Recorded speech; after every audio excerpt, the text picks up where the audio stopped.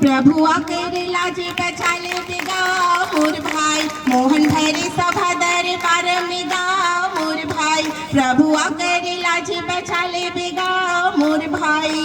ओ समय के बाद रे रागी, जब अर्जुन पशुपति अस्त्र पाए खातिर बर जंगल के फल फूल खा के तपस्या ला करथे, भगवान के दर्शन नहीं होए।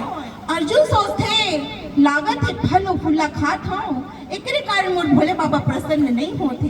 यही सोच के अर्जुन दूबी के रस ला पीते, भगवान नहीं आए। सूखा बेल के पत्ती ला खाते, भगवान नहीं आए। अर्जुन सोचते अब मैं क्या करूं भोले बाबा ला मनाए बर। ऐसे भोले बाबा ला कैसे मनाओ गौरा तुम्हारे ईश्वर राजला, ऐसे भोले बाबा ला कैसे मनाओ गौरा तुम्हारे ईश्वर राजला।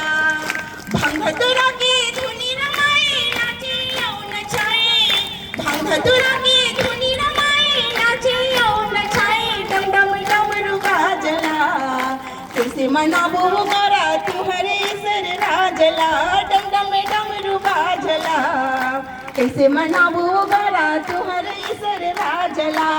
बोले वृंदावन बिहारी लाल की जय।